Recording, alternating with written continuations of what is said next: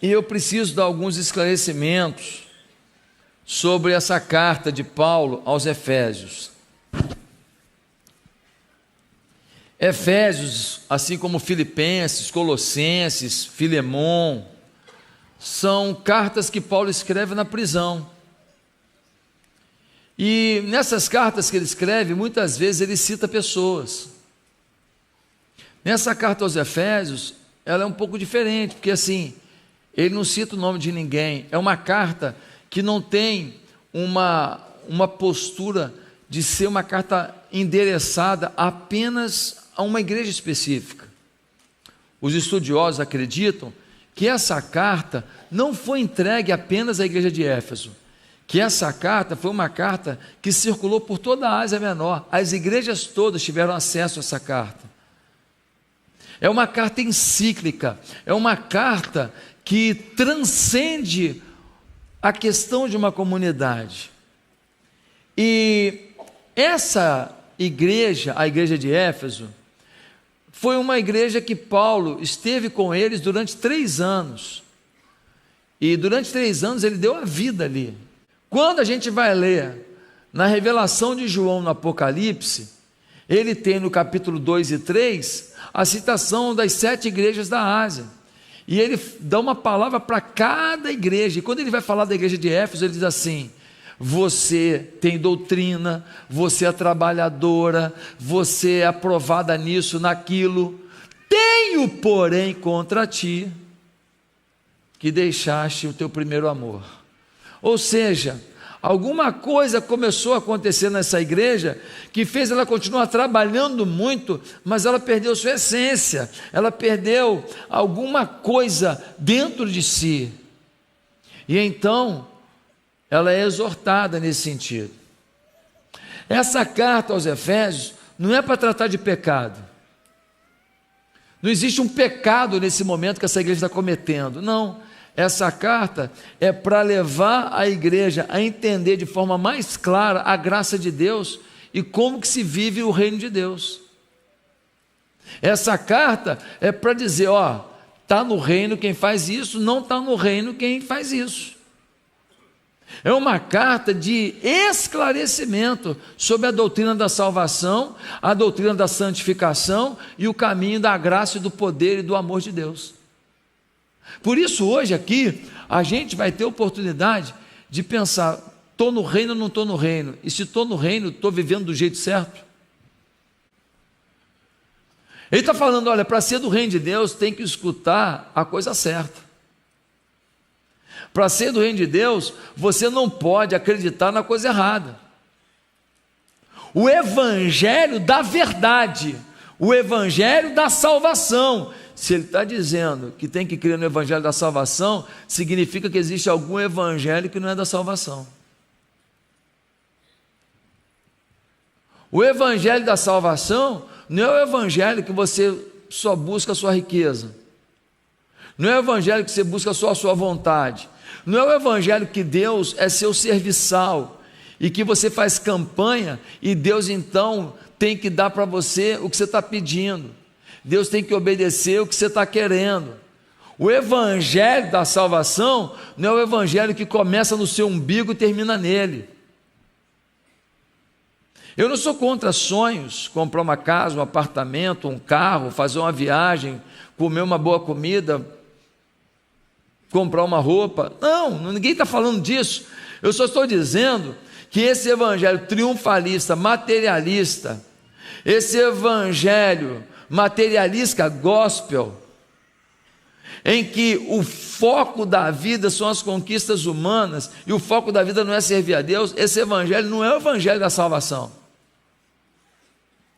Não há problema nenhum em alguém ter, conquistar, comprar, não é essa a questão. A questão é que evangelho que você crê. Se você não comprar, não conquistar, o evangelho diminuiu, o evangelho se perdeu. Qual é o seu foco maior? O seu foco maior naquilo que Deus pode dar, as mãos de Deus ou a face de Deus, a presença dele.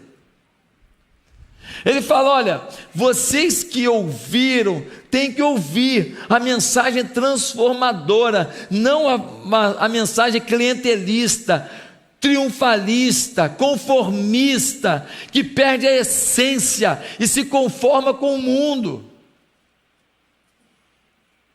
Tem muita coisa sendo falada, por exemplo, tem pessoas que seguem vários coaches que são evangélicos, e esses coaches evangélicos, eles falam muitas coisas legais, eles citam a Bíblia em muito momento, só que a pessoa só pega aquilo que o coach está dizendo, e o coach está dizendo mais de quê? Do que Deus pode fazer na sua vida, da grandeza que Ele pode promover, da força que Ele te dá, mas o Evangelho não é só isso.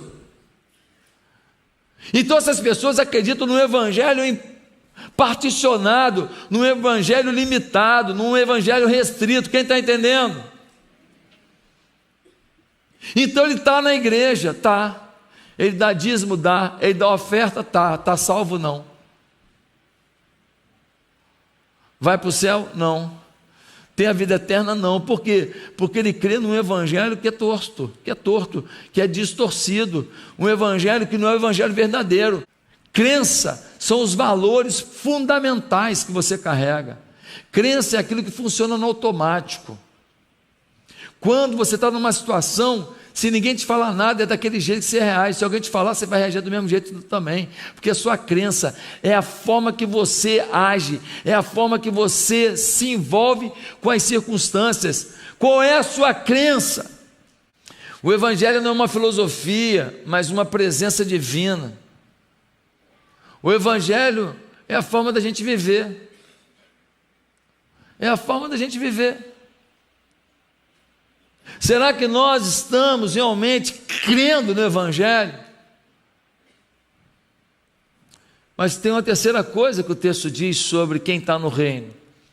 No versículo 13 diz: quando vocês ouviram e creram na palavra, o evangelho que os salvou, vocês foram selados em Cristo com o Espírito Santo da promessa.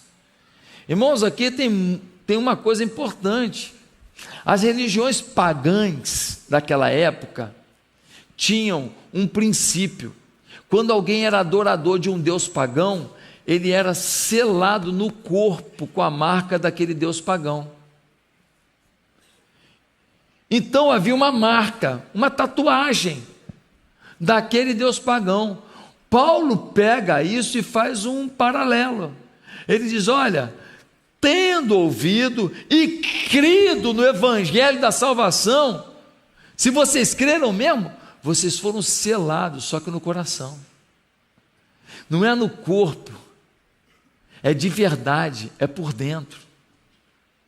Pastor, o que significa isso? Significa que se você ouviu o evangelho e creu no evangelho, você é batizado, você é selado com o Espírito Santo. Você é tocado pelo Espírito Santo. O Espírito Santo é uma marca, e essa marca do Espírito Santo está em você. Quando vem um demônio, quando vem Satanás, quando vem pastor, fala: selado. Selado. Você tem a marca de Cristo, o Espírito Santo habita em você. Tem um selo dentro de você, a presença do Espírito Santo. Tem um cara aqui na igreja que ele tem um amigo, o amigo dele acho que era arquiteto. Eu conheci o amigo dele, me apresentou, e esse amigo dele se converteu. Sabe por quê? Porque o amigo dele tinha um guru. O guru dizia tudo para ele, orientava, e a vida dele afundando, e o guru orientando, ele afundando, e o guru orientando, e a vida dele afundando. Chegou um dia, ele foi lá no guru e falou: cara, pô, tá tudo dando errado, tudo dando errado. O guru falou assim: cara, acho melhor você ir para Jesus mesmo. O guru abriu mão. Sério, estou te falando. Eu conheci o camarada, ele contou para mim a história. O guru falou: irmão, melhor tu ir para Jesus mesmo, porque não está dando certo aqui não. A presença de Jesus na vida de uma pessoa é impressionante. Quando você entrega a vida a Jesus, ao evangelho da salvação, não ao evangelho do seu umbigão. Quando você entrega o seu caminho ao Senhor de verdade, você é selado com o Espírito. Mas pastor, mas isso aí é batizado no Espírito? Não, deixa eu separar, até confundido, eu falei batizado, é selado. Não, batizado, o que é batizar? É imergir. Quando você pega uma coisa e você afunda. Então, o nome disso, batizado, é enchido. é enchimento do Espírito. Então uma pessoa converteu, ele é selado. Agora a partir daí começa uma caminhada de santificação. E você pode crescer em santificação. E você nessa caminhada pode ter momentos em que você é totalmente tomado pelo Espírito Santo. E o nome disso é enchimento do Espírito. Agora, alguns falam, não, mas batismo do Espírito Santo é uma segunda bênção em que você fala em línguas. 1 Coríntios 12, versículo 27, vamos esclarecer isso? Diz assim: ora, vós sois o corpo de Cristo, e seus membros em particular. A uns pôs Deus na igreja, primeiramente apóstolos. Primeiramente o quê? Em segundo lugar, profeta. Em terceiro, doutores. Depois milagres, depois dons de curar, socorros, governos, variedades de línguas. Ele está dando aqui uma ordem crescente, decrescente, ok? Apóstolo, profeta, pá. O último que ele citou qual foi? Línguas. Agora dá uma olhada aqui no versículo seguinte, diz assim: porventura são todos apóstolos? São todos profetas? São todos doutores? São todos operadores de milagres? Têm todos o dom de curar? Falam todos diversas línguas? Interpretam todos? A própria retórica do Paulo está dizendo que nem todo mundo tem todos os dons. E aí ele está dizendo, portanto, procurai com zelo os melhores dons, e eu vos mostrarei um caminho mais excelente. E qual é o melhor dom? O próprio Paulo vai dizer no capítulo 14 de Coríntios, que o dom de profecia é o dom mais importante. Ou seja, você foi chamado para ser profeta. Pastor, profeta fala futuro? Não, querido, pode até ser também. A profecia não é falar futuro, nem é isso que te digo. Você vai ter não sei o que lá, papapá. Não. 1 Coríntios 14, versículo 3, Paulo define o que é profecia. Diz assim: porque quem profetiza, profetiza para exortação, consolação e edificação. Toda vez que eu dou uma palavra a alguém que promove um consolo na alma da pessoa, essa palavra foi uma palavra profética. Quando eu falo, não fica assim não, o dia é difícil, mas Deus é contigo, e a pessoa, caramba, Deus é comigo, não vou parar. Qual o nome disso? Profecia. Você foi profeta na vida da pessoa, e toda a igreja tem que ser profeta. Para de botar estereótipo no cara que descobre CPF achando que ele é profeta. Ele é marqueteiro do mal. Esses caras que ficam revelando esses negócios aí não tem vida com Deus. Jesus não é Jesus de palhaçada. Jesus revela a tua vida, revela o teu caminho. Não fica fazendo um showzinho particular, mágica. Jesus não é mágica, é poder. Não é fake news, é essência. Quando eu digo para a pessoa assim, você tem que continuar, você está fazendo uma obra linda, parabéns, é uma palavra de edificação. Aí a pessoa fala, nossa, o que eu estou fazendo está legal, eu vou continuar. Então ela se empolga com o que ela está fazendo. Você deu uma palavra de edificação. O que aconteceu aqui? Profecia. E quando você exorta, dizendo, você continuar, você vai se danar, tá? Você quer continuar andando com os críticos da igreja? Você quer continuar andando com os caras que não fazem nada e só falam que o culto atrasou? Você vai se tornar um deles, tá? Quando você recebe essa palavra e ela muda o rumo da sua vida, o que chegou à sua vida? Uma palavra profética. Então vem cá, a profecia é a exclusividade do Josué? O profeta da igreja Josué, eu sou também, dentro da dimensão do meu chamado. Mas deixa eu te falar uma coisa, a pessoa mais limitada da nossa igreja. Talvez alguém até que tem necessidades especiais. Talvez alguém até que faz parte do nosso ministério de inclusão. Nas mãos de Deus pode ser palavra profética? Vocês viram o menininho um dia desse? Com autismo? A mãe dele recebendo a notícia que ele tinha autismo. E ele, eu contei domingo passado, não contei? Contei domingo passado, não? Vocês dormiram na hora que eu contei. Contei, não? Devo ter contado num culto só, não contei nos 3. A mãe recebendo o diagnóstico de autismo do filho. O menino começou a cantar a música. Quem lembra a música? Te adorar é o que sustenta-me de pé. Eu não vou perder a guerra. Te louvar em meio às tentações. Fiz até, pelo amor de Deus.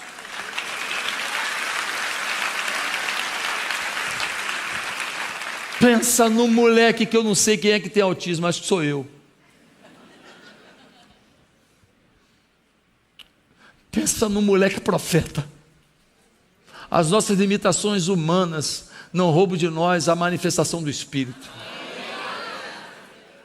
Se o Espírito quiser usar, ele usa uma criança, ele usa uma pessoa que a ciência diz que tem um espectro A, B e C, mas Deus transforma em boca do céu. Você tem que ser boca do céu. Boca do céu. Boca do céu. Diga para você, eu sou boca do céu. Meus amados irmãos, uma coisa é ser cheio do Espírito, outra coisa é ser selado. Em converteu é selado. Ser cheio é outro caminho. Ser imerso é outro caminho. Tem que buscar, tem que pagar o preço, tem que caminhar com Jesus, tem que suportar situações. Mas se nós então ouvimos o Evangelho, cremos no Evangelho e somos selados pelo Espírito Santo, então nós agora somos do reino de Deus, amém? Nós estamos dentro do time, amém? Nós estamos convocados, beleza? Pastor, e aí? E aí que Deus espera que você viva de forma pertinente. O que Deus espera de alguém que é do reino? 3 coisas, rapidinho. Primeiro, que o honremos pela nossa santidade. Que o honremos pela nossa santidade. Versículo 4. Versículo 4 diz assim: porque Deus nos escolheu nele antes da criação do mundo para sermos santos e irrepreensíveis em sua presença. Irmãos, Deus espera que nós sejamos santos. Santo é separado, separado para Ele. Pastor, queria entender melhor, deixa eu te dar um exemplo. Um jovem é pego com cocaína, uma arma com cheiro de pólvora. Ele acabou de disparar um tiro contra uma criança. Ele sai na capa do jornal, a cocaína, a foto do menino morto e o bandido aqui. O pai dele, que não fez nada para ele ser assim. O pai dele, que foi um homem honrado, saía para trabalhar todo dia, pegava de pedreiro o dia inteiro, trabalhava de porteiro à noite, dormia muitas vezes lá no trabalho à noite. O pai dele é honrado ou desonrado com a vida que o filho escolheu? Desonrado. Agora imagina que o filho se torna deputado federal. Um dia ele está lá no gabinete dele, botaram uma câmera para filmar ele não está sabendo, chega um cara com uma mala de dinheiro, 10 milhões de dólares, e fala: você é o relator da comissão tal do Congresso, se você deu parecer favorável, a gente já tem mais uns 2 ou 3 que a gente já comprou também, a gente vai aprovar esse negócio aqui, e isso envolve bilhões para a nossa empresa. Nós estamos dando 10 milhões de dólares aqui, em dinheiro, e nós damos mais 10 milhões de dólares depositando para você no exterior. Aí o deputado federal filho de uma faxineira e de um cozinheiro de escola pública. Começa a chorar. Começa a chorar. Os caras com a mala de dinheiro falam que você está chorando. A mala não, as malas, são várias. Você está chorando. Ele fala, eu estou chorando, porque a vida que eu vivo não mostrou para vocês que eu não estou à venda. Está sendo filmado, ele não viu nada. Eu estou chorando porque eu não consegui que vocês entendessem que a minha dignidade, a minha integridade e o meu temor a Deus não tem preço. Eu não estou acreditando que vocês acharam que eu seria suscetível de vender o meu voto, prejudicar o meu país para favorecer uma empresa a preço de algum dinheiro. Eu falhei, porque eu não consegui mostrar para vocês quem eu realmente sou. Nisso a Polícia Federal, que já estava monitorando os caras, entra no gabinete, prende todo mundo e quer prender o deputado federal, achando ele está no esquema.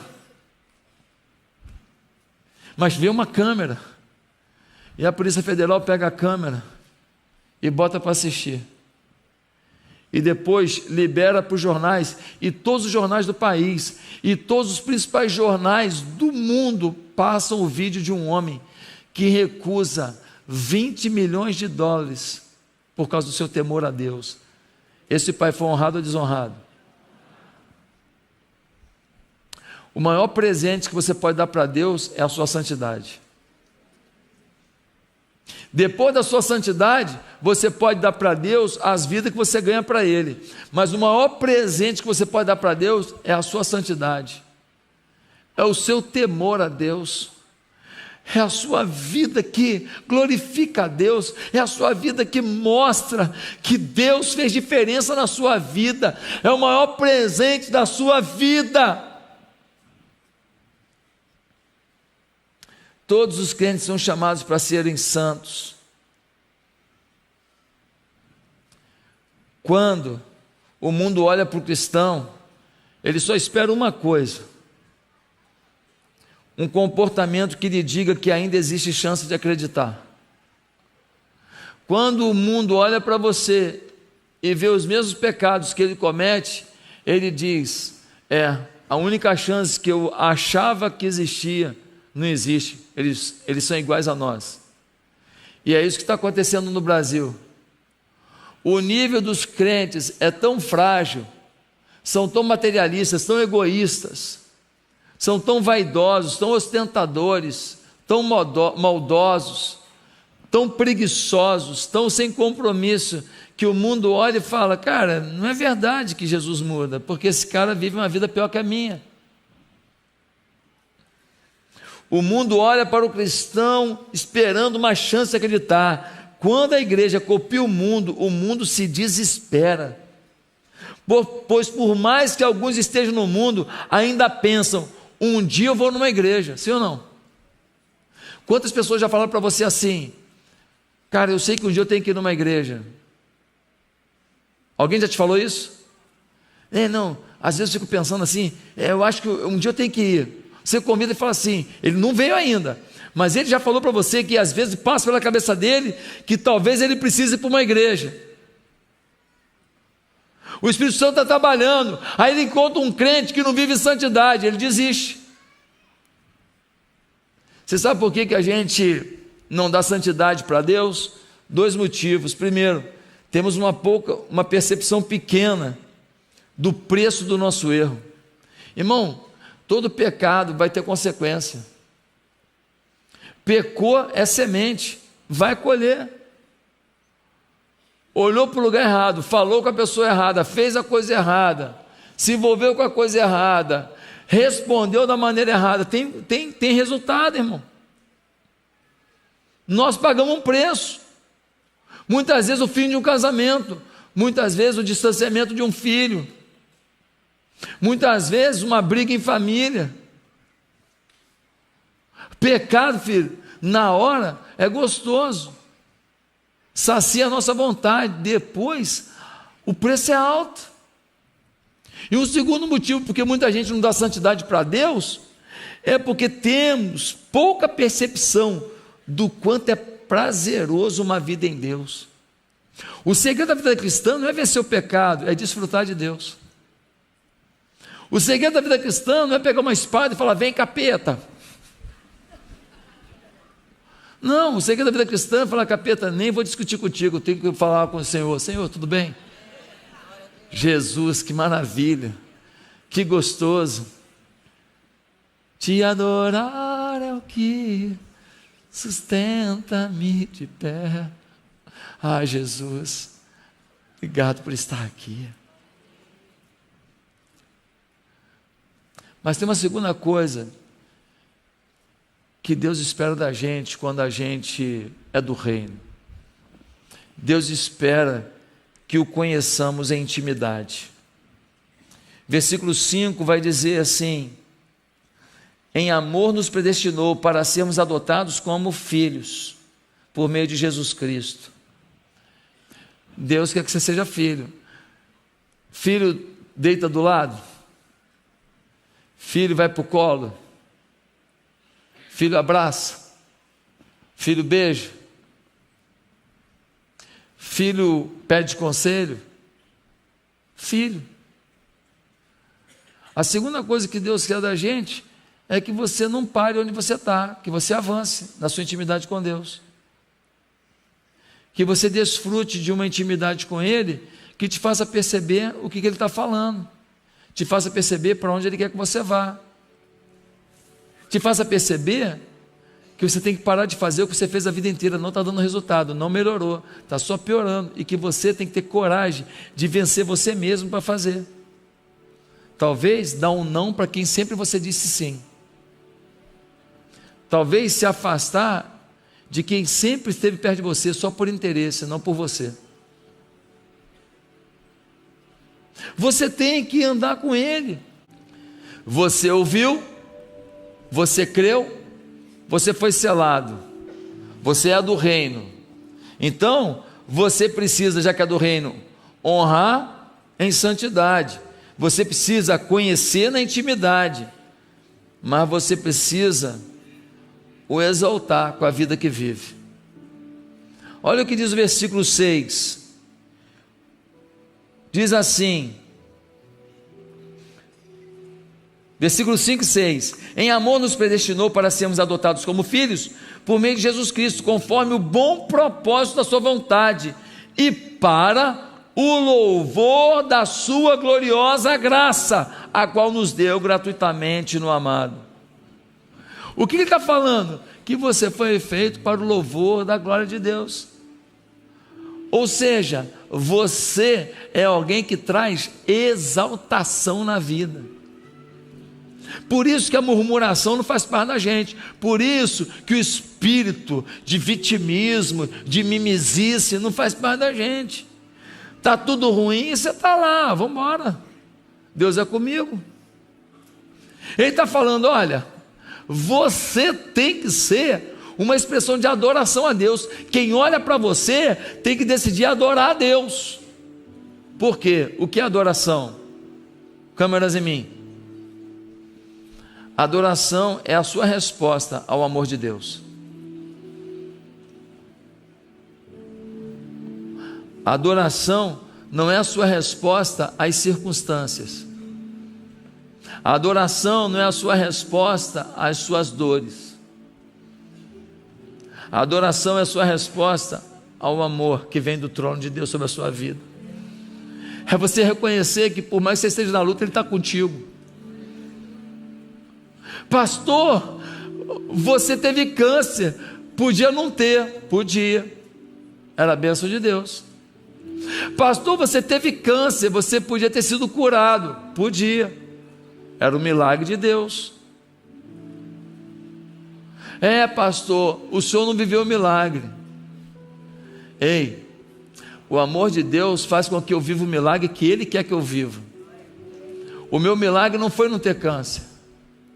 O meu milagre não foi ser curado.